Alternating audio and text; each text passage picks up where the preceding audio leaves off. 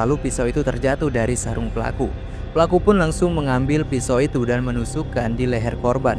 Tubuh korban pun langsung terjatuh. Nah, di sini korban berusaha untuk berdiri tetapi pelaku tidak membiarkannya. Pelaku langsung menendang bagian pundak korban dan korban pun terjatuh.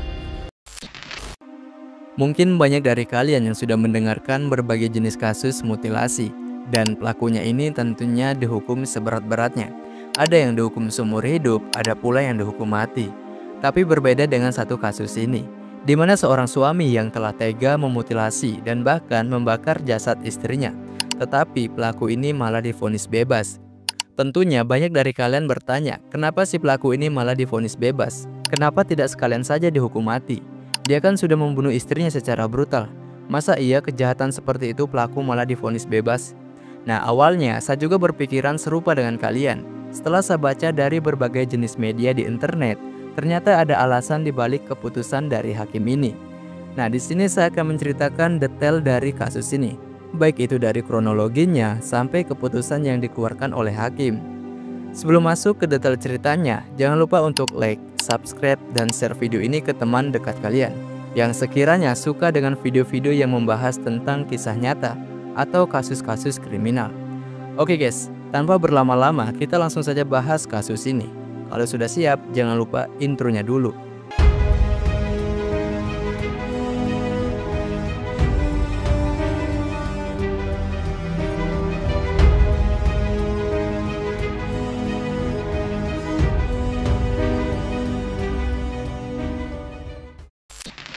Pada tanggal 12 November 2022 sekitar jam setengah 8 pagi, ada seorang pemuda yang tidak sengaja melihat pamannya sedang membawa karung.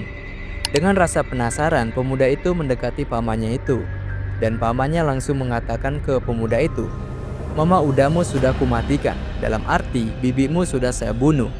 Setelah mendengarkan itu, pemuda tersebut langsung memberitahu ayahnya yang bernama Marnangko Munte bahwa bibinya sudah dibunuh oleh pamannya ini. Nah, Marnangko ini merupakan kakak kandung dari pelaku yang bernama Harapan Munte. Sedangkan korban merupakan istri dari pelaku yang bernama Nurmaya Situmorang.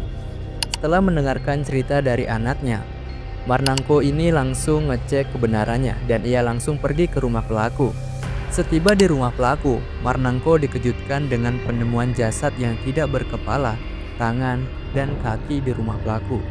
Tetapi di sini Marnangko ini tidak melihat keberadaan pelaku. Kemudian ia mencari pelaku dan bertemu di belakang rumah. Pada saat itu pelaku ini sedang membakar tubuh korban. Setelah melihat semua kejadian itu, Marnangko ini langsung melaporkan ke pihak polisi sekitar jam 9 pagi. Kemudian pihak polisi pun langsung mendatangi lokasi kejadian. Pelaku pun ditangkap dan diamankan di kantor polisi, sedangkan jasad korban dibawa ke RSUD Dolok Sanggul. Berdasarkan berbagai media yang beredar, awal mula kasus ini terjadi pada tanggal 11 November 2022 di rumah pelaku. Nah, awalnya pelaku ini sedang berada di dalam kamar bersama anaknya, sedangkan korban ini lagi memasak di dapur. Setelah selesai memasak, korban ini langsung menuju ke kamar mereka sambil membawa nasi dan lauk untuk anaknya ini. Dan tidak lupa si korban ini juga sempat menyuruh suaminya atau pelaku ini untuk makan. Lalu pelaku dan anaknya ini makan bersama di kamar tengah. Saat sedang makan, pelaku ini mengingatkan perlakuan korban kepadanya ketika pelaku ini dirawat di rumah sakit jiwa. Ternyata korban ini seringkali memperlakukan pelaku secara tidak baik, bahkan pelaku ini sering dimaki-maki oleh korban. Setelah mendengarkan hal itu, tiba-tiba korban ini langsung memaki pelaku dengan mengatakan seperti ini, "Ama-ama tedoho," dalam arti suami tainya kau. Setelah mendengarkan perkataan istrinya yang kasar itu, pelaku ini langsung berdiri dan mencekik atau mengunci leher korban sambil mengatakan, "Apa kau masih mau hidup?" Lalu istrinya menjawab, "Iya maaf, kalau kau mau bunuh saya, bunuh saja saya." Masih dalam keadaan mengunci leher korban, pelaku ini pergi mengambil pisau dengan panjang sekitar 30 cm di atas lemari. Dan pisau itu pun ia selipkan di sarung yang ia pakai. Lalu pelaku ini kembali lagi ke arah pintu kamar. Nah, di sini korban langsung berusaha merebut pisau yang ada di sarung pelaku. Lalu pisau itu terjatuh dari sarung pelaku. Pelaku pun langsung mengambil pisau itu dan menusukkan di leher korban. Tubuh korban pun langsung terjatuh. Nah, di sini korban berusaha untuk berdiri tetapi pelaku tidak membiarkannya. Pelaku langsung menendang bagian pundak korban dan korban pun terjatuh. pada saat itu pelaku ini membiarkan korban tergeletak begitu saja sampai korban ini tidak bergerak lagi. Lalu pelaku menutup tubuh korban menggunakan selimut. Nah, pada saat kejadian, ternyata anak mereka ini melihat semua apa yang telah terjadi di rumah itu. Dan anak itu pun tidak berhenti menangis. Ia merasa trauma dengan kejadian tersebut.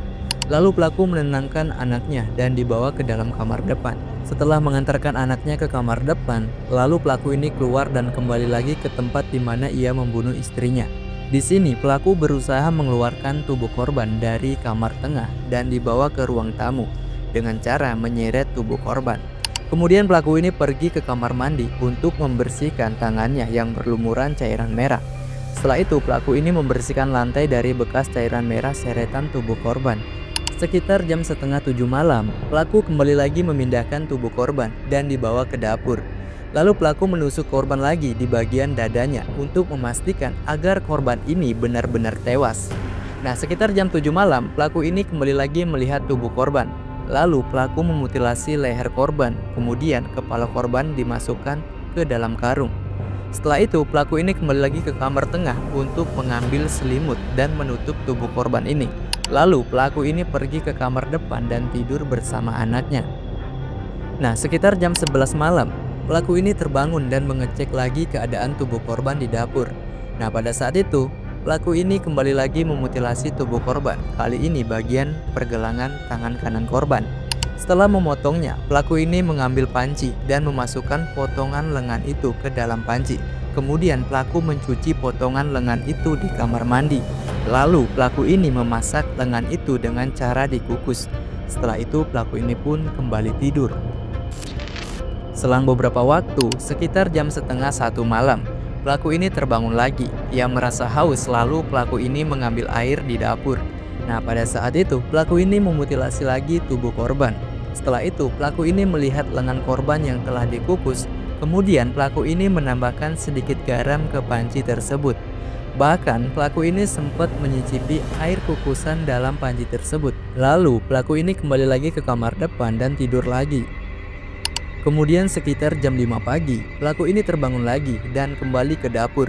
Lalu ia menyalakan kompor yang di atasnya ada panci yang berisi potongan tubuh korban. Sambil menunggu rebusan itu, pelaku ini kembali lagi memotong tubuh korban. Untuk kali ini bagian paha kanan korban. Kemudian potongan itu ia masukkan ke dalam karung. Lalu dibawa ke sekitaran ladang di belakang rumahnya dengan jarak sekitar 50 meter. Setelah itu potongan tubuh itu dibakar oleh pelaku. Nah, pada saat itulah kasus ini terungkap dan ada salah satu saksi melihatnya. Dan saksi itu merupakan keponakannya sendiri yang melihat pelaku ini membawa karung yang berisi potongan tubuh korban. Lalu saksi itu memberitahu bapaknya dan dilaporkan ke polisi. Kemudian pelaku ini ditahan. Atas pembunuhan itu, JPU menuntut pelaku pidana seumur hidup. Tetapi dalam sidang vonis, majelis hakim membebaskan pelaku dari hukuman karena kondisi pelaku ini mengalami gangguan kejiwaan. Tidak mungkin pelaku ini mau dipenjara sedangkan pelaku mengalami gangguan jiwa. Atas putusan tersebut, hakim ini juga meminta pelaku harus dirawat di rumah sakit jiwa untuk menjalani perawatan. Oke guys, mungkin video ini sampai di sini dulu. Beritahu kami di kolom komentar bagaimana tanggapan kalian setelah mendengarkan kasus ini. Oke, sampai jumpa di video selanjutnya di mana kita akan membahas kasus-kasus yang pernah terjadi di dunia. Terima kasih sudah menonton.